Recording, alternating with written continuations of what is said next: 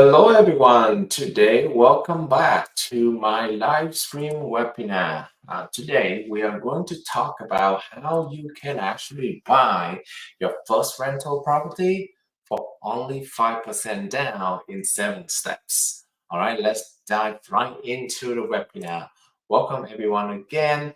A little bit background about me. My name is Long, and I am specialized in helping real estate investors, especially those who are brand new to the journey, who don't even have any property or who have less than 10 property. Because at that phase, I believe that those are the phase that you need help the most. And I've been there, done that. So I understand how what kind of information that you need, how critical the correct and time responsive you need to support for your real estate journey. That's why I really enjoy working with all the investor at the beginning of their journey.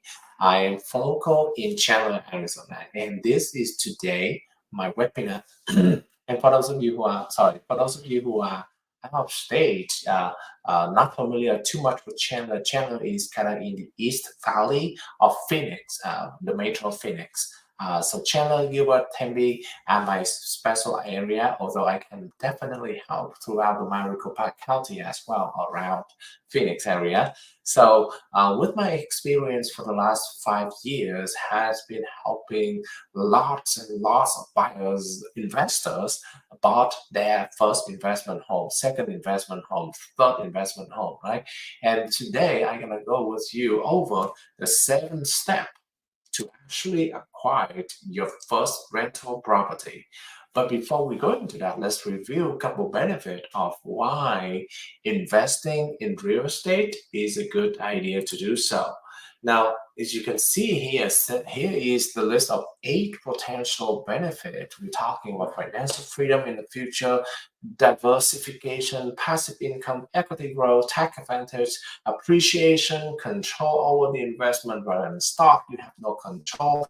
That could be also retirement planning. Now, the purpose of today's webinar is not going too much detail on each of the benefits. I do have some other videos talking about those benefits as well. So if you're interested, feel free to put a comment below, and I'm more than happy to share those information with you. But the main topic for today is the 7 baby steps to purchase the first home, the first investment property, actually. So, sorry, trying to move around. Oh, there we go. This first investment property. And here is the high-level overview of what those 7 steps are. We are going to talk about save for $1,000. Why is that critical? And how we can do that? Pay off the bad debt. What is the bad debt? And why do we have to do so? Step 3 is to earn the 5% down. What is that? How much it is? Okay. Step 4 is buying a home, buying a primary home. Wait a minute. I thought that we are going to talk about buying investment property. There is actually a reason for that, right? But we will share later on. Step number 5, share a room. Why do we have to do that? What if I don't feel comfortable with sharing a room? What are we going to do? Step number 6, refinance, get cash. And step number 7, buy a second house and rent the first one. So that is the high level of the 7 baby step. Now let's dive right into step number 1. Step number 1, as you recall, is to save for $1,000. Okay, so why $1,000? Because here's the answer: it's easy. Okay, saving $1,000 is easy, and especially for those of you who never have any money saved, this could be the start of everything. It's easy, but it's also require discipline. Okay, so therefore, it's gonna be the reason why I put this is the first step, because when you own a house, you also own a lot of responsibility. We're talking about the maintenance of the house. We're talking about the payment for the bank. We're talking about the upkeep of the property, right? There's a lot of things you have to be responsible for when you own a house. Therefore, the 1,000 is a very first step to prove that you're ready, to prove that you have the discipline to own the house. And therefore, that is the reason why. The second reason is in addition to provide you opportunity to learn, the second reason is that it provide you to show you that you can do it, right? That you can do it, and that it create good momentum. It's not too difficult, too challenging to overcome, right? But you can, when you can do it, you're ready for the second step, which is paying off bad debts. So what are some bad debts? Okay, what my definition of bad debt is those who create more liability than return. For example, the credit card debt. Okay, I understand that if you pay within a month, you're not going to pay any interest, but technically there's always an interest on that credit card debt.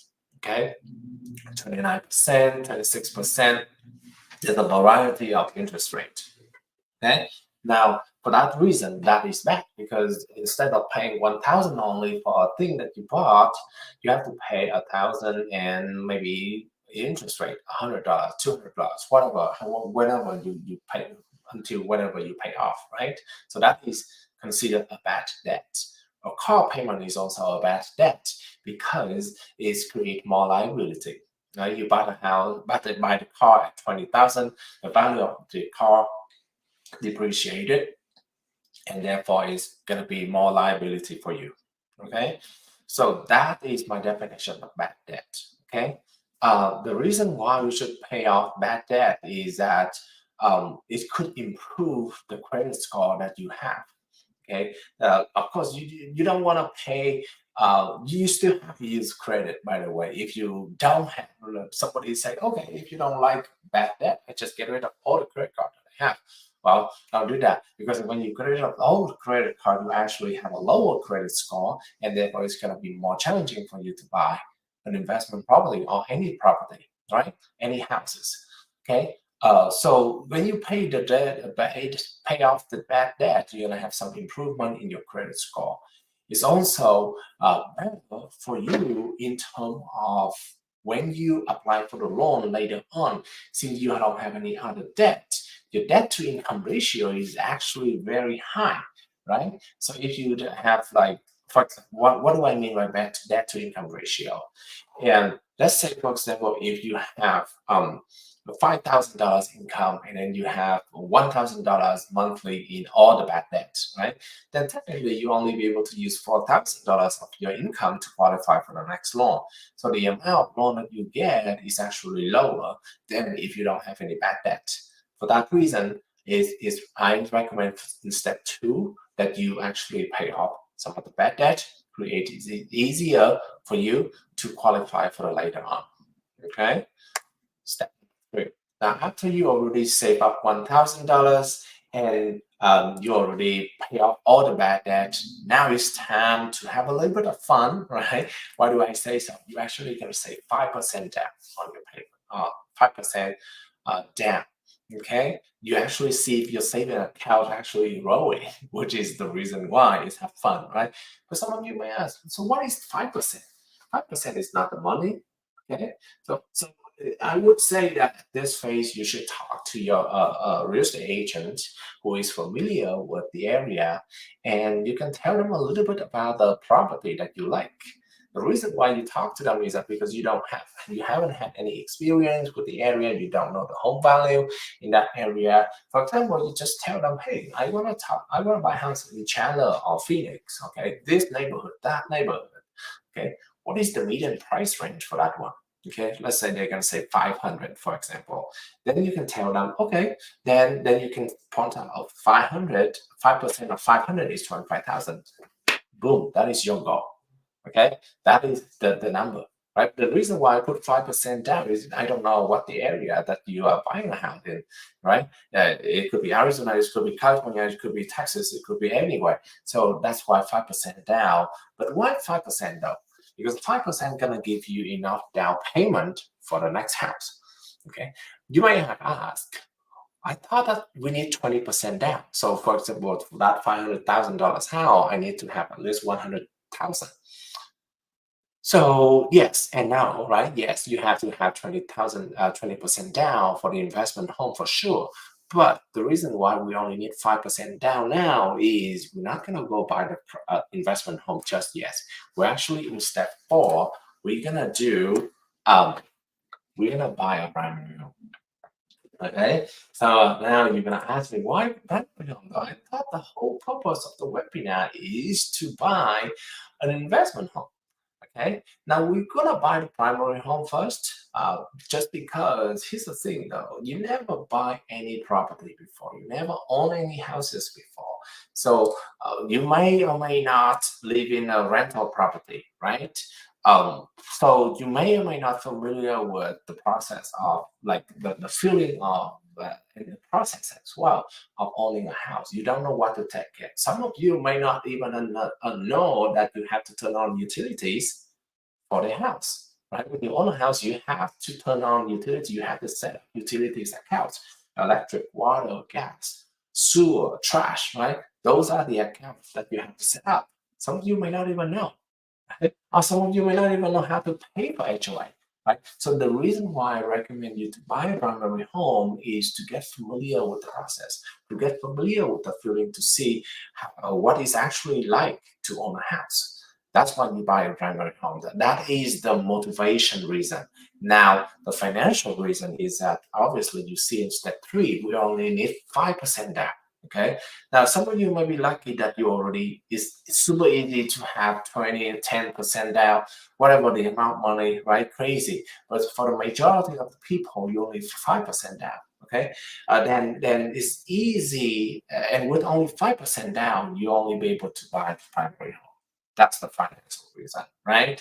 Now, the another aspect of the financial vision is that as an investor, we try to limit our capital invested in any home as much as possible.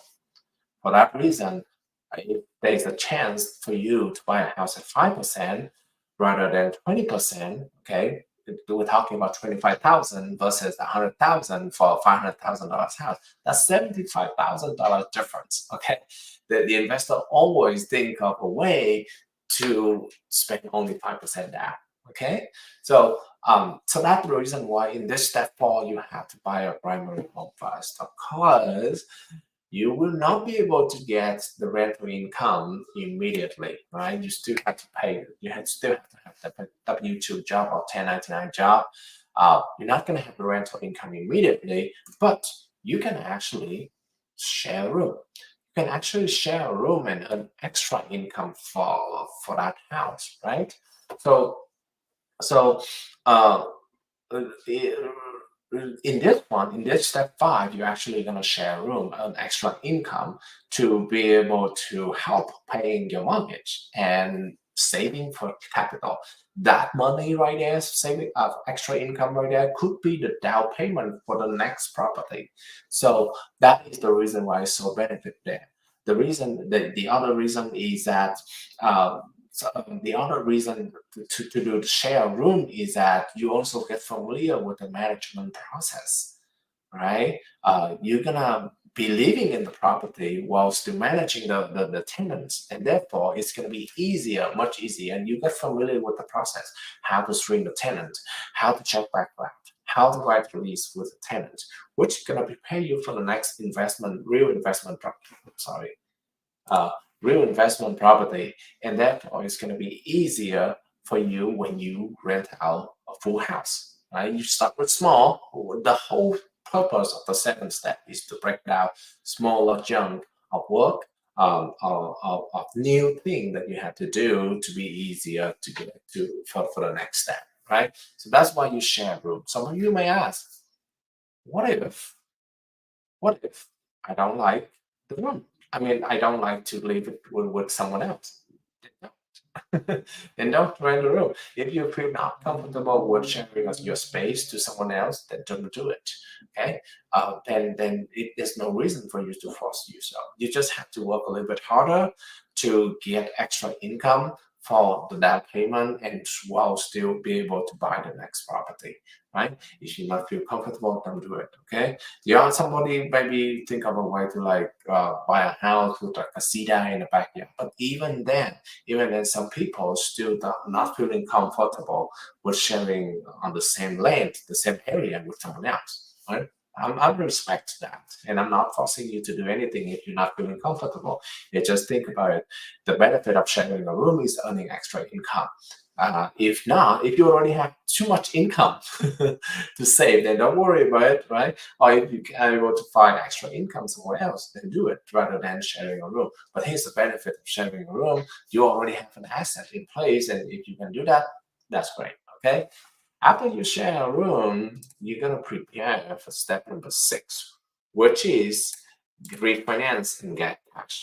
Okay, why do we do that? Okay, so after a year, 6 months or a year, you can actually depend on how the equity, how the value of your house increase, right? You can actually refinance and get some cash from the property. Okay, for example, if you buy a house at 500 and now the value is like 600, then you can get, I think it's about like $50,000 on the equity. To do what though? Like, why do we have to do that? To do the 7th step. To do the step number 7 is to buy the second house. Now, what is the second house? The second house could be your real primary home, because I know that we already buy the first house for the primary home instead. I call it as temporary house, okay? And you buy the second house could be your real primary home, or it could be investment home, or it could be it could be a real primary home, or it could be investment home. I would recommend do the primary home. It could be a real primary home, a fake primary, another fake primary home, right? It doesn't have to be a forever house. That's what I meant. My recommendation is buy another second house, because at that time you can qualify for again 5% interest, 5% down. Okay, if you do 5% down, then you don't have to take much time to get the second house. If you do 20% down and you have to work to saving that money up, then you're gonna take more time. So buy the second house for that reason, right? Right. And then the other benefit I forget to mention earlier is that with the primary home, you can actually have a lower interest than the investment. Okay. Now, when you move into the second home, the next part, this step is to rent the first house, um, fully rent the first house to a long-term tenant. And there you go. Now you have the rental property for only 5% down.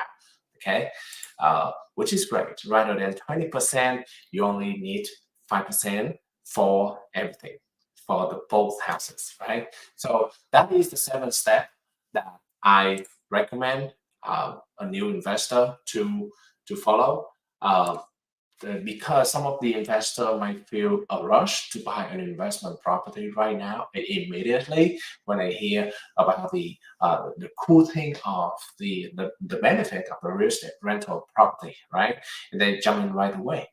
That's great. That's great that you have good energy and you have a good passion about buying investment property. However, though, you have to be careful, because owning a house is the biggest asset that you ever bought before.